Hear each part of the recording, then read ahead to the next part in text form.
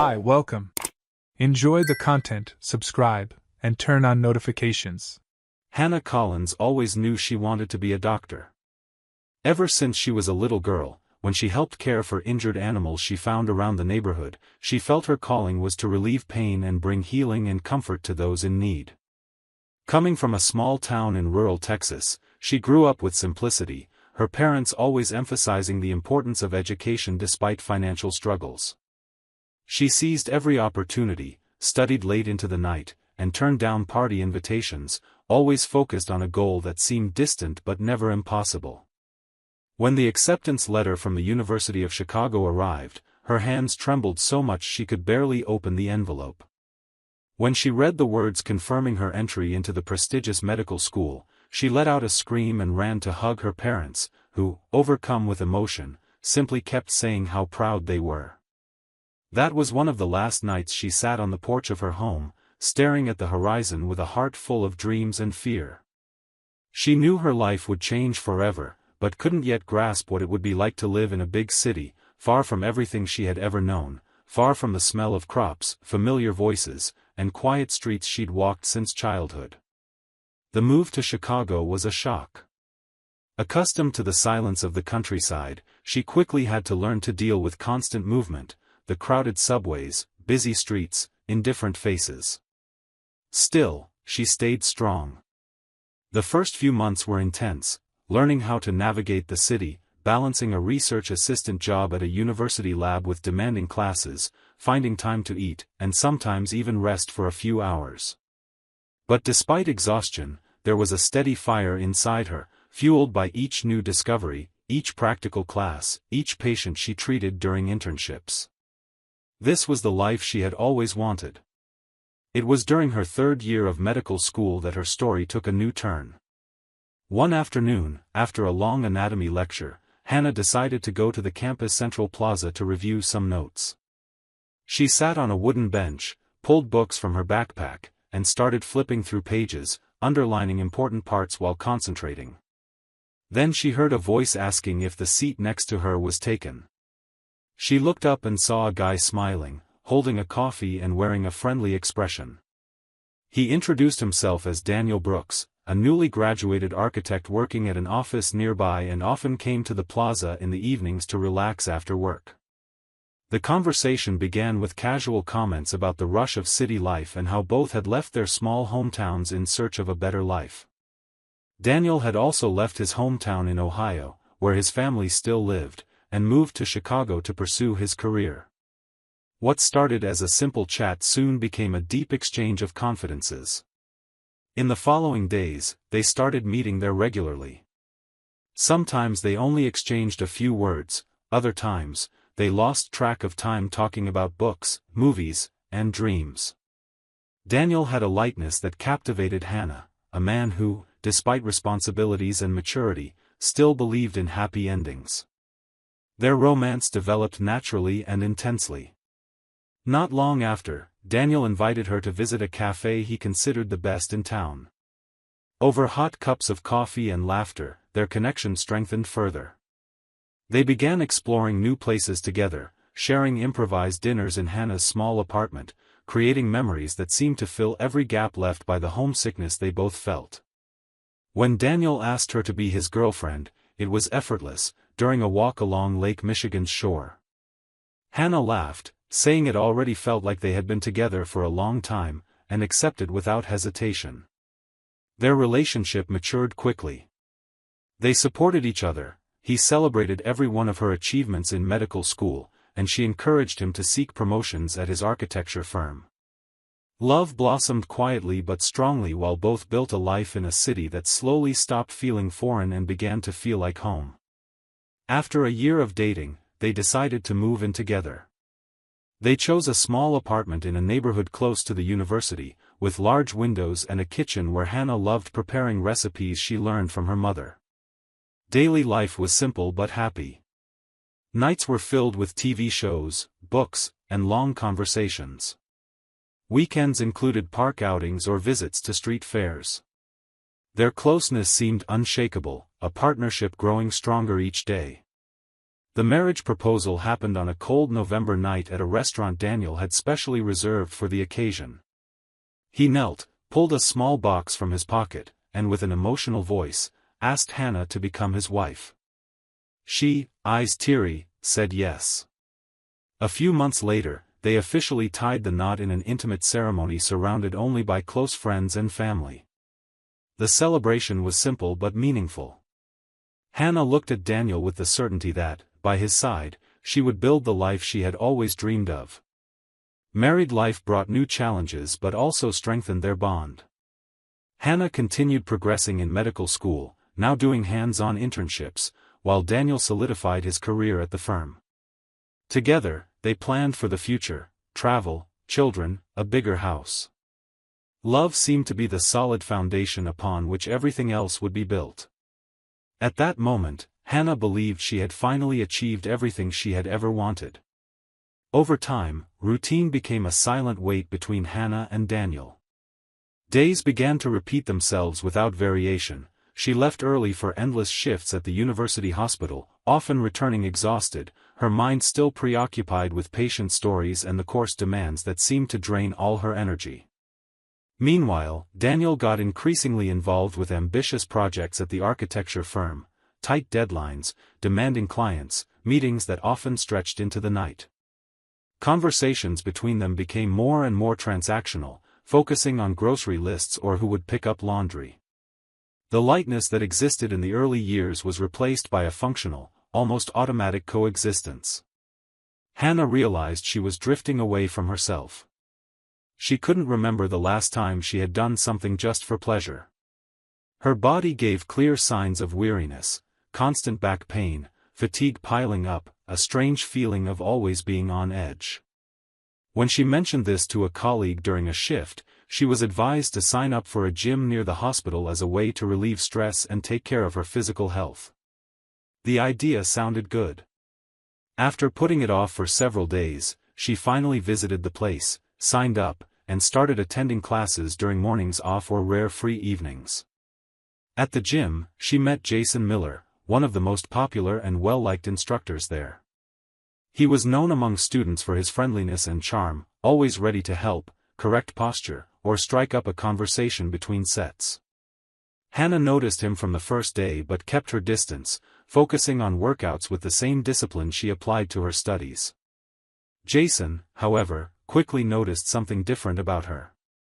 He found it intriguing that this focused woman didn't seem interested in making friends or showing off like many others who frequented the place. Gradually, their interactions began subtly, almost imperceptibly. He commented on exercise techniques, suggested small corrections, made discreet compliments about her progress. Hannah politely thanked him without stretching the conversation, but inevitably caught herself thinking about their chats, even if they were just about stretching methods or healthy eating, on her way home. She didn't fully understand why his presence had begun occupying space in her mind, but she ignored it, believing it was merely a reflection of the emotional emptiness caused by Daniel's distance. At home, things weren't improving. Daniel became increasingly irritable. Small details bothered him disproportionately. Messy kitchen counters, dishes piled up, or a towel out of place became reasons for criticism and unnecessary arguments. Hannah tried to accommodate, but she noticed he no longer showed interest in their conversations. When she talked about the hospital or mentioned a case that affected her, he simply nodded, mumbled something vague, and returned to staring at his laptop or phone. Emotional distance between them grew week by week. Nights became silent, divided between quick dinners and TV shows neither truly watched.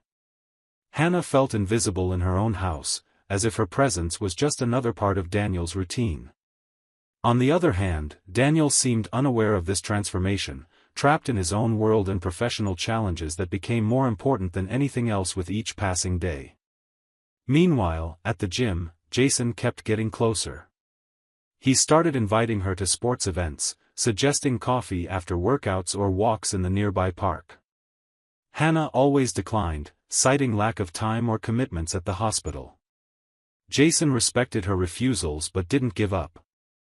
He showed genuine interest, listened attentively whenever she spoke about her medical routine, asked questions about medical school, and demonstrated curiosity, not just about her physical appearance, but about the person he saw there, focused, dedicated, and visibly tired from the life she led.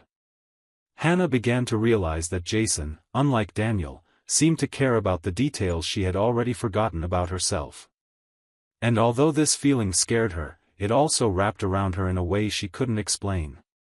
It wasn't just about physical attraction, it was about being seen, heard, noticed. Something that hadn't happened at home in a very long time. Still, she tried to stay focused, reminding herself constantly of who she was, her values, the love that once connected her to Daniel. But she couldn't deny to herself that this constant, attentive presence was beginning to affect her. Tension at home increased. Some nights, Daniel came home so late that Hannah was already asleep, or pretending to be, to avoid yet another cold, scripted conversation. During the rare moments they spent together, conversations revolved around bills or complaints about work. Sweet words and affectionate gestures seemed locked in a distant past. Hannah wondered when they had lost the connection that once felt so strong. She couldn't find the answer. She only felt the void grow, loneliness settling in even when they sat side by side on the couch. Meanwhile, Jason remained present, consistent, patient. She knew he was interested, but made sure to keep boundaries clear. However, she couldn't deny the comfort she felt knowing someone saw her, cared about her story, praised her achievements, even small ones like lifting heavier weights or improving endurance during runs. The gym, initially just a space to take care of her physical health, gradually became an emotional refuge too, a place where, for a few hours, she could forget the weight of routine and a strained relationship. This new dynamic in Hannah's life unfolded silently, discreetly, but intensely within her, as an invisible thread stretching tighter, ready to snap at any moment. She went through each day as best she could, unaware that this mix of longing, distance, and seduction was slowly building a scenario that would change everything forever. The day started like so many others. Hannah woke up early, quickly prepared breakfast, and packed her gym bag before heading to the hospital. Daniel was still asleep when she left. Silence between them had become constant over recent weeks, and conversations had boiled down to practical questions, like who would go to the market or who paid a certain bill. She had grown used to the absence of affection, like someone learning to live with chronic pain, discreet, but always present. That evening, returning from the hospital, she found the house in disarray. Dirty clothes piled in the hamper, dishes remained in the sink, and cushions lay scattered across the floor. Before she could even comment, Daniel arrived home, irritated, criticizing the state of the house, questioning how she could go to the gym when there was so much to do here. She tried explaining she needed the gym to maintain her health and relieve stress, but he refused to listen. The argument escalated quickly. Harsh words flew, accusations surfaced, old wounds reopened as if they had only been sleeping, waiting for a reason to erupt. Hannah took a deep breath, grabbed her bag, and walked out. The sound of the door slamming behind her was the last thing Daniel heard that night. She hurried to the gym, heart racing, but not from the workout she hadn't even started yet. She entered the locker room mechanically, changed quickly, and minutes later was on the treadmill running as if speed alone could erase the memory of the recent fight. Jason saw her and immediately noticed something was different. He approached, struck up a conversation, and asked how she was. Hannah smiled weakly and said she just needed to focus on training. Jason respected her space but remained nearby, always attentive. After a few minutes, he suggested they grab coffee after the workout, saying it might help her clear her head. Hannah hesitated, internally debating whether she should accept the invitation, but found herself tired of always giving the same polite refusals. That night seemed like a good moment to make an exception. She agreed, and after finishing their workout, they walked together to a cafe just a few blocks away. The coffee turned into a long conversation. Jason listened intently as Hannah opened up about her exhausting routine, about the emotional distance from her husband, about how lonely she felt even though she was married. Jason remarked that he always admired her dedication and strength, telling her he thought she was amazing for managing so many responsibilities while still finding time to take care of her health. Those compliments, which she hadn't heard in such a long time, touched her in a way she couldn't explain. She felt recognized, seen, as she hadn't in ages. The conversation flowed easily. Jason was witty, cracked jokes, made Hannah laugh, and slowly she relaxed. After some time, he walked her toward home. They stopped at the corner, and before she could say goodbye, he reached for her hand gently and, with a determined gaze, leaned in. Hannah stood frozen, heart pounding. For a few seconds, she fought against the impulse, thinking about Daniel, the marriage, everything they had built together. But memories of recent months, the fights, the distance, the feeling of invisibility, weighed heavier. And then she gave in. The kiss was intense, charged with desire and accumulated frustration.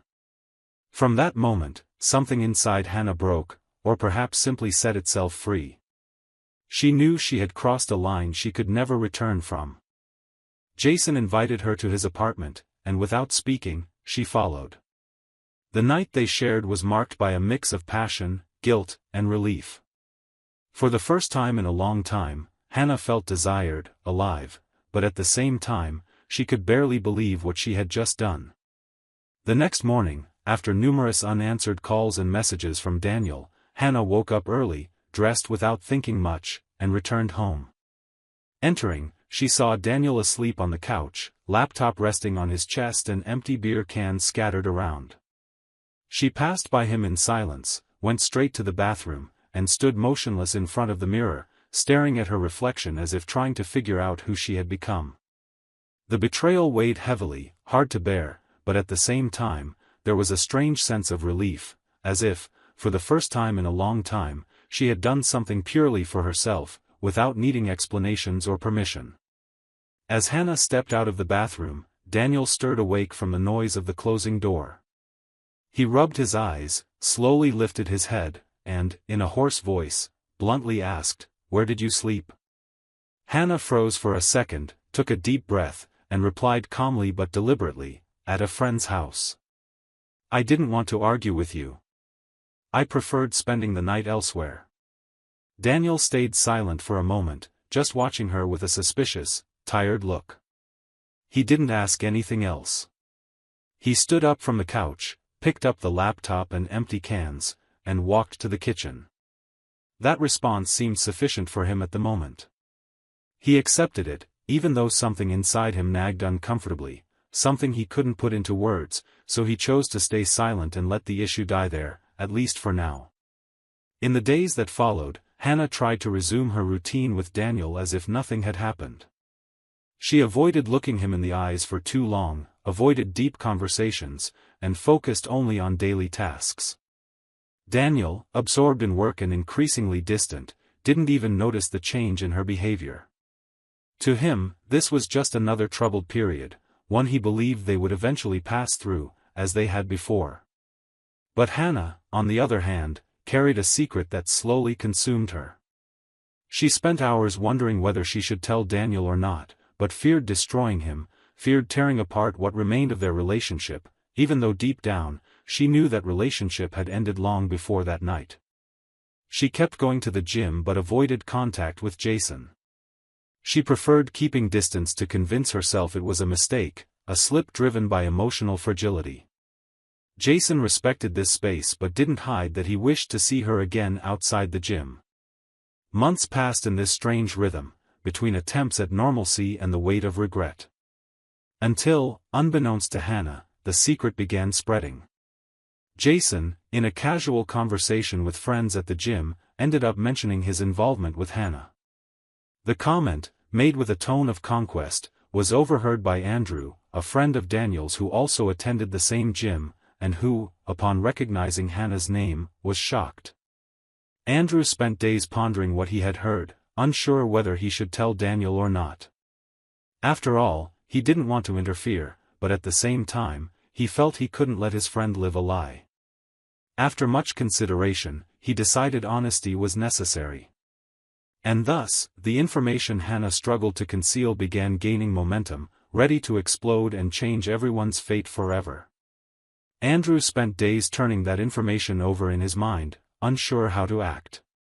The scene replayed in his thoughts, Jason casually and even proudly describing his involvement with a married woman from the gym. Initially, Andrew tried convincing himself it couldn't be Hannah, that maybe he misunderstood or that Jason was talking about someone else.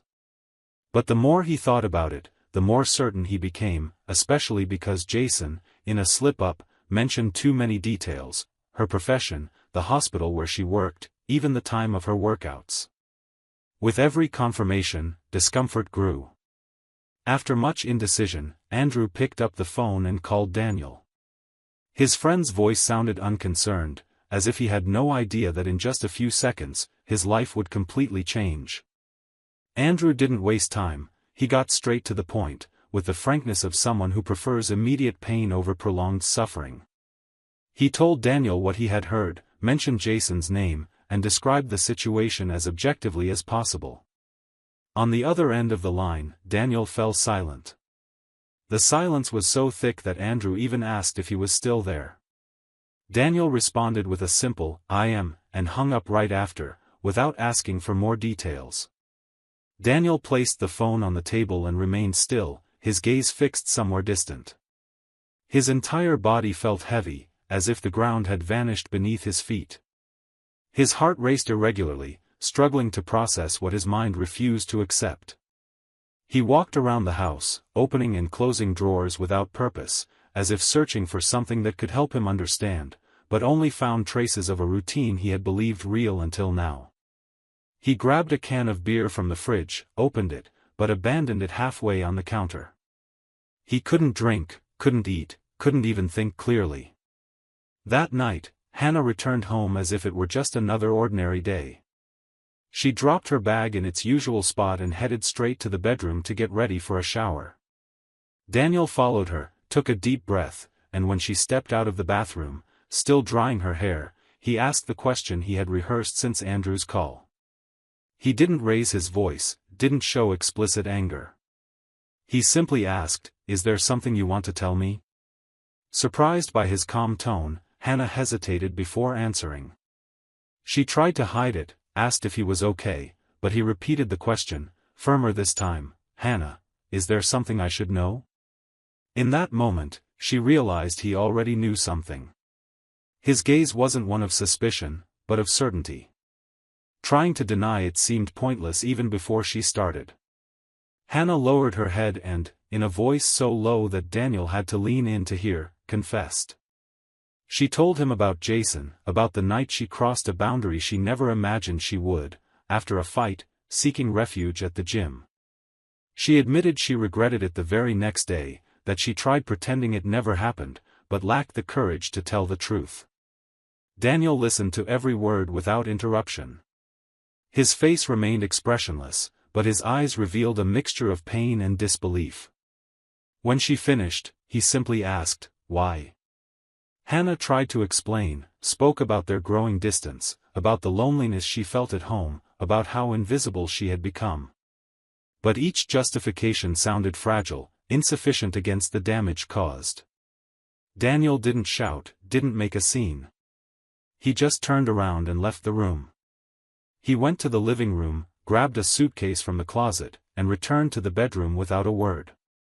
He opened the wardrobe, started placing her clothes into the suitcase, folding them mechanically, as if performing a task requiring no thought. Hannah stood paralyzed, just watching. She tried to speak, tried to stop him, but the words died in her throat. Daniel zipped the suitcase shut, placed it beside the door, looked at her one last time, and in a firm voice said, "I want you to leave." She, powerless to resist, simply picked up the suitcase and walked out, crossing the threshold they had passed countless times with joy and love, now carrying the weight of a choice that destroyed everything. In the days that followed, Daniel sank into numbness. He withdrew from work, ignored friends' calls, distanced himself from family. The house, once organized and full of plans, turned silent, filled with the bittersweet smell of accumulated beer cans and half-finished meals.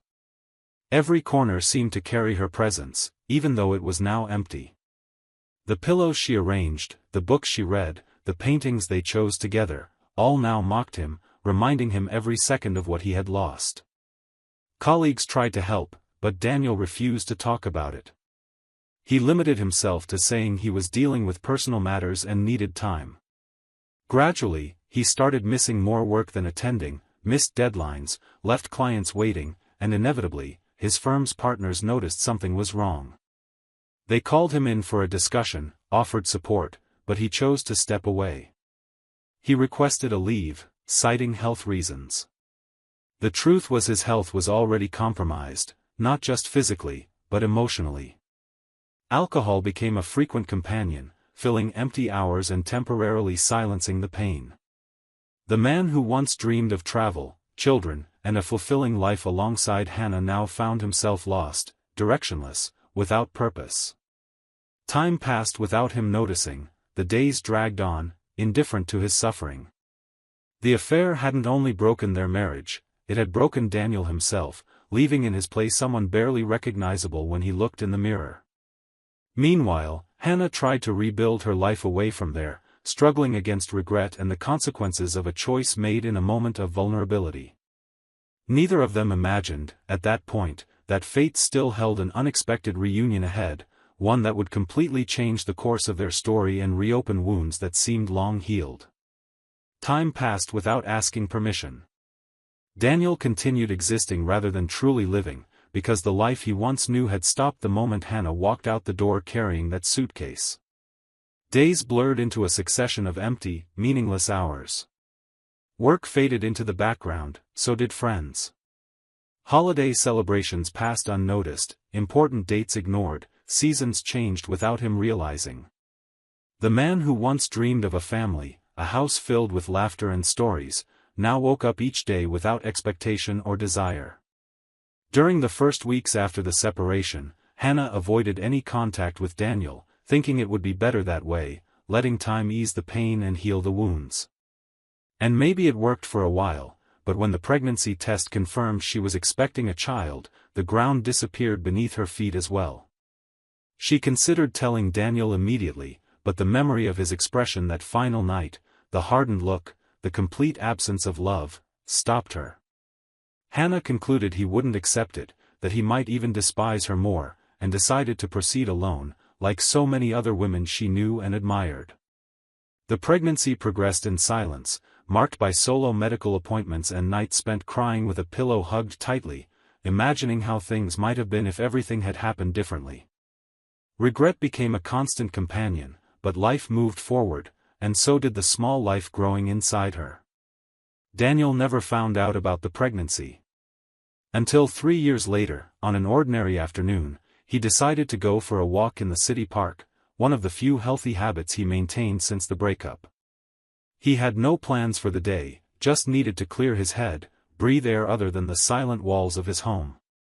He walked distractedly, watching people, children playing, when suddenly his eyes locked onto a scene that made him freeze mid-step. There was Hannah, just a few meters away, sitting on one of the benches, watching a boy happily running across the grass. She held a book, but her attention was entirely on the boy, who burst into laughter and called for her with each new mischief. Daniel couldn't look away. The boy had light hair, the same defining features he saw every time he looked in the mirror. Ignoring the resemblance was impossible. His heart raced like it hadn't in a long time. For a few seconds, he stood frozen, unsure whether to approach or retreat. Hannah saw him then. Her gaze met his and froze. Slowly, she stood, as if the movement required immense effort, and remained still, uncertain what to say or do. Daniel took a deep breath, approached slowly, and when he stopped in front of her, he managed only one question, his voice trembling, "Is he mine?" Hannah stayed silent, looked at the boy, then back at Daniel, and nodded subtly. Daniel couldn't hold back the tears.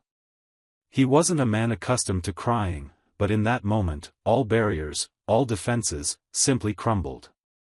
Unable to think clearly, Daniel asked for a paternity test. He didn't want to believe only what he saw or felt, he needed concrete proof, needed to be certain that the boy playing carefree before him was indeed his son.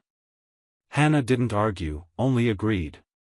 She scheduled the test, brought the boy, answered the necessary questions, and days later received the results, positive. Daniel held the envelope with trembling hands, opened it, read the result, and upon confirming what he had known the instant he saw the boy, he sat down, motionless, trying to absorb the new reality. He didn't know whether to cry, smile, get angry, or express gratitude.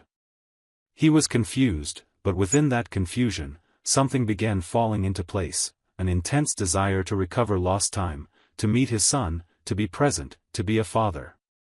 A few days later, he sought out Hannah. He asked to talk, said he needed to understand everything, needed to know how she managed to go through pregnancy and raise a child alone while he drowned in alcohol and sadness without knowing his son existed in the same city. Hannah explained everything, her fears, regrets, guilt, and apologized for not having told him. She said that in many moments she nearly called him, but pride and shame always held her back. Daniel listened to every word without interrupting, simply processing everything. When she finished, he only asked if he could get to know the boy better, if he could be present, even if slowly, even if the boy didn't yet know who he was. Hannah, emotional, responded yes. And so, carefully and slowly, they began reconnecting. The first interactions were subtle, park meetings, short outings, moments where Daniel observed his son and gradually allowed himself to be drawn in by the love that sprouted effortlessly, simply because it existed. The boy, curious and cheerful, enjoyed the company of this new friend, as he called him, without realizing he was actually his father. Until one day, Hannah decided it was time to tell him. She gathered the two, sat beside her son, and gently explained that the man he enjoyed meeting wasn't just a friend, but his actual father. The boy looked at both of them, smiled widely, and ran to hug Daniel, as if the news merely confirmed what his heart somehow already knew. From that day onward, everything changed. Daniel and Hannah began talking more, sharing decisions, prioritizing their son's well-being. The pain was still there, but so was understanding, respect, and a sincere desire to rebuild. With time, they realized the love that once united them was still present, dormant, hurt, but there. They decided to give their relationship another chance, now with greater maturity, awareness, and commitment. And so, a story that began with so many dreams, endured betrayals, separations, regrets, and losses, found a new path. It wasn't about recovering what was lost, but about building something new, on more solid foundations, with more responsible choices.